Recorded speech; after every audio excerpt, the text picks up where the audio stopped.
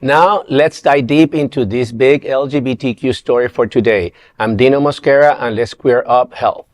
Surge in LGBTQ identification among teen girls linked to rising suicide rates. A new study published in Educational Researcher reveals a sharp rise in the number of high school girls identifying as lesbian, gay, bisexual, or questioning, and a troubling parallel increase in suicidal thoughts, planning, and attempts. In 2021, nearly one-third of the U.S. high school girls surveyed identify as LGBTQ, up from 22% just 2 years earlier. Researchers Mollie T. McQuillan, PhD of the University of Wisconsin-Madison, and Joseph R. Cimpian, PhD of New York University, analyzed data from over 44,000 students gathered through the Youth Risk Behavior surveys between 2015 and 2021. Their findings show LGBTQ identification among girls rose from 15% in 2015 to 34% in 2021, while boys saw a smaller increase from 6 to 9%. During the same period, suicidal ideation among girls increased from 23% to 29%, and 23% reported making a suicidal plan in 2019. LGBTQ girls consistently reported higher rates of suicidal thoughts compared to heterosexual peers. McQuillan told Helio, quote, "Physicians should be aware that the parallel trends of suicidality among adolescents, girls, and LGBTQ adolescents appear to be related. It is crucial for physicians to continue educating themselves about gender and sexual orientation to provide affirming care." End of quote. While many LGBTQ teams thrive, McQuillan noted ongoing threats from anti-LGBTQ policies, bullying, and family rejection. She urged medical professionals to advocate for inclusive laws, anti-discrimination measures, and a continued sexual orientation data collection. More details can be found in Andrew Rhodes' full article on helio.com. I'm not surprised that this is happening. I mean, you could see it particularly with the current administration and how they are targeting us, and also the rise of social networks, and how cyberbullying, even though Melania Trump just tried to be best, is not reflected in her husband's policies against our community. But to see that the Trump administration, Ron DeSantis, and all that, in our states are going against our community. And it's not just the trans community, which is a low fruit for them, and they go for it because it brings them some kind of, wins in many ways. But they're going against gays, lesbians, and, particularly, let's face it, I mean, young girls are very cruel, and cyberbullying among young girls at school is mind-blowing when you see the things that are happening, that girls are reacting this way, and that somehow is overlooked, that parents are not paying attention, or teachers, because even if they want to talk to teachers, sometimes they get a backlash, the teachers. Yeah. So it's a complicated situation, but is reflective of our times, of what we're living. It's not that bullying has never existed. It has always existed.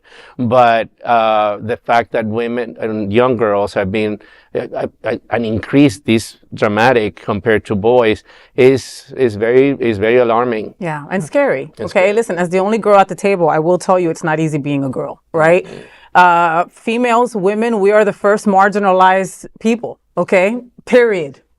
Okay, so it's not easy being a girl. Now, being a queer girl is on a whole other level, right? Yes, there is, of course, there's bullies and stuff like that, but I mean, there's no reason why a 12-year-old kid should have a suicide plan. that breaks my freaking heart. You know, the Trevor Project has told us every single year that suicidal ideology is very high among queer kids, that 9 out of 10 LGBTQ kids have tried to kill themselves. That's not freaking fair. You know, it really isn't fair. And it's the world that we're living in right now. You know, Gil, how does this wash over you? So ultimately, I was actually doing some very quick math, and I think the number I'm about to reveal to you is a little bit staggering. So based off that 44,000, that equates to 15,000 kids have thought about this. Girls. Yes, 15,000 girls who have thought about this. So I want you to really put that in perspective. Even if it's just a fraction, you're still looking at thousands of lives that have been lost from us, that we should have done a better job in saving. And frankly, I think the root of this is getting back to remembering how to be decent human people again. At the end of the day, I think that's the biggest thing that's been missing in society is basic human decency and dignity and respect for your fellow individuals. And love your kids. I mean, I love your kids, and you know, and you mentioned about like professionals, medical professionals being more attentive and being aware of that, right? But parents need to also, right? Like some parents are just too scared. And it's their own fear that doesn't let them ask their own kids these hard questions that they need to ask.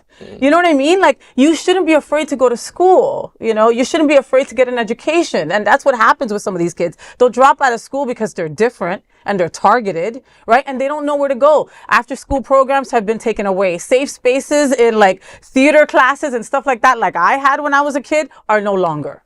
The hotline. I mean, the suicide hotline. The suicide hotline, they cut funds for that. Yeah. I mean, this administration has done that. So there is a big problem. And on top of that, there is nowhere to get help. You know, and who do you go to? Sometimes it's other kids and, you know, not always the best source. Exactly. And a lot of organizations won't even deal with kids, right? Because it's a lot. You know, so I mean, this is just the numbers are just scary. Yeah. That's why organizations need to, like you. I know you were saying, you know, that they don't touch on the topic, but we need. I mean, you know, organizations like that are important. You know, that's why we have Out My Closet, for example, that deals with, you know, queer youth and, you know, with the Queer Men's Empowerment Group. I know that, you know, we need more things like that, especially in Florida specifically. I mean, the United States in general, but specifically Florida. 100%. Somewhere where you feel seen and safe.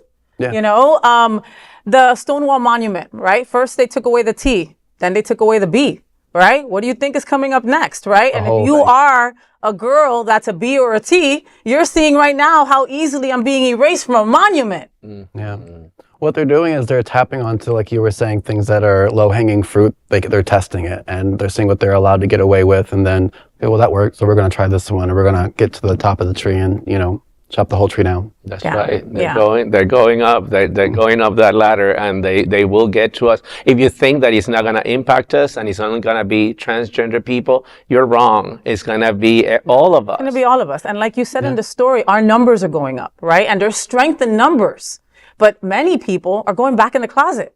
Okay? I know 3 women that are like have decided to not continue having same-sex relationships anymore because of the current administration. I also know 2 transgender friends of mine who have detransitioned because they've decided that they can't. That's exactly right. They can't. Once they receive something in the mail giving them their dead name and their dead gender, they're like, it's not worth it. I'm not going to win. Yeah, no, I was reading about the resurgence of the conversion therapy movement, and, you know, things that we thought were already gone is coming back because people just feel like, you know, there must be a way for me to correct myself. This is so wrong because this is what they sell you, and they don't want to, you know, go there, or they're depressed or, you know, suicidal. So this is the current state of affairs in this country. I can't believe that we're talking about this, but it's happening. It's dangerous.